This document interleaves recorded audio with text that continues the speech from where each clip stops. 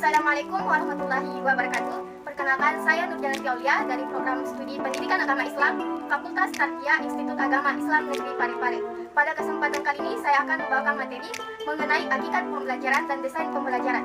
Langsung saja, hakikat pembelajaran. Istilah pembelajaran menjadikan perencanaan atau perancangan sebagai upaya untuk membelajarkan siswa. Itulah sebabnya dalam belajar, peserta didik tidak hanya berinteraksi dengan guru sebagai salah satu sumber belajar, tetapi mungkin berinteraksi dengan keseluruhan sumber belajar yang dipakai untuk mencapai tujuan pembelajaran yang diinginkan.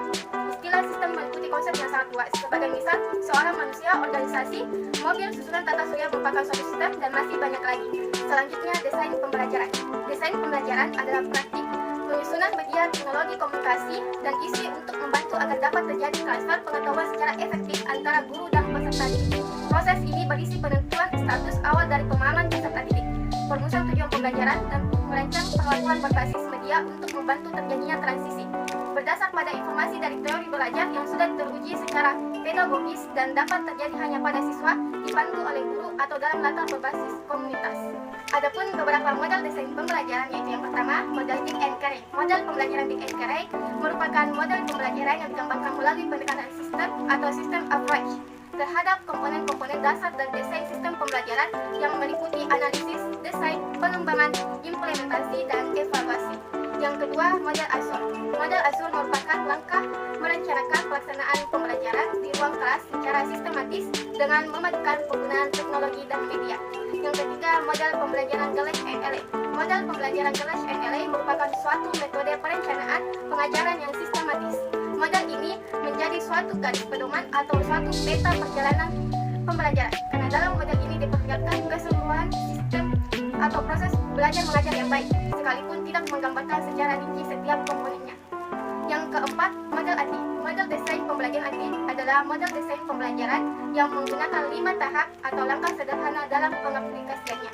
Nah, 5 tahap tersebut yaitu analisis, design, development atau implementation, dan evaluation.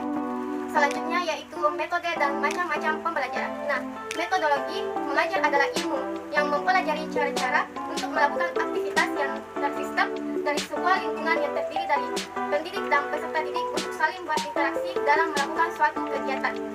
Adapun beberapa metode mengajar, diantaranya yaitu yang pertama, metode ceramah atau fraction method. Metode ceramah yaitu sebuah metode mengajar dengan menyampaikan informasi dan pengetahuan secara lisan kepada sejumlah siswa yang pada umumnya mengikuti secara pasif. Yang kedua, metode diskusi atau discussion method. Metode diskusi adalah metode mengajar yang sangat erat hubungannya dengan memecahkan masalah atau problem solving.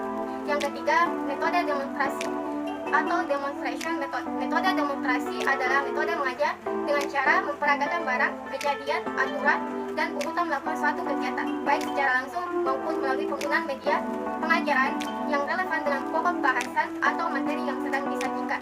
Yang keempat, metode ceramah plus. Metode ceramah plus adalah metode mengajar yang menggunakan lebih dari satu metode, yakni metode ceramah gabung dengan metode lainnya. Yang kelima, metode resitasi atau recitation method. Metode resitasi adalah suatu metode mengajar di mana siswa diharuskan membuat resume dengan kalimat sendiri. Selanjutnya, metode percobaan atau experimental method. Metode percobaan adalah metode pemberian kesempatan kepada anak didik perorangan atau kelompok untuk dilatih melakukan suatu proses atau percobaan. Baik, itulah tadi pembahasan materi mengenai hakikat pembelajaran dan desain pembelajaran.